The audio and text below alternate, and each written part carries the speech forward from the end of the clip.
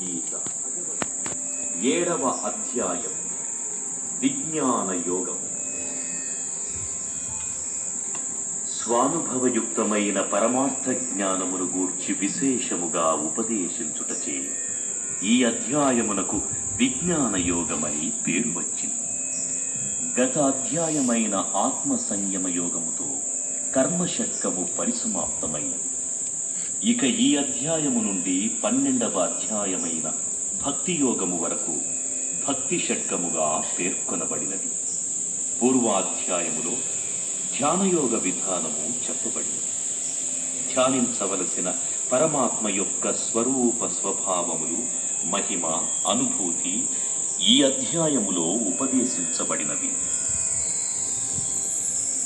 విజ్ఞాన సహిత జ్ఞాన విషయము, పరా అపరా ప్రకృతుల వర్ణనము, పరమాత్ముని సర్వవ్యాపకత్వము, ఆసురీ స్వభావయుక్తులను నిందించుట, దైవీ స్వభావయుక్తులను ప్రశంసించుట, చతుర్విధ భక్తుల వివరము, అన్యదేవతా ఉపాసనా విషయము, భగవంతుని ప్రభావ స్వరూపములను తెలిసిన వారి తెలియని వారి విషయములు ఈ అధ్యాయములోని ప్రధానాంశం.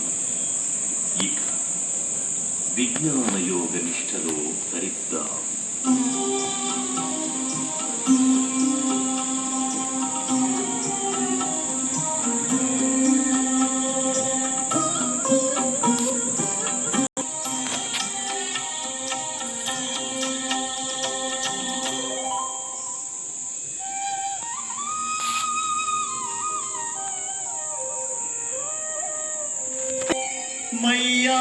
मय्यासक्तमनः पार्थ योगं युञ्जन्मदाश्रयः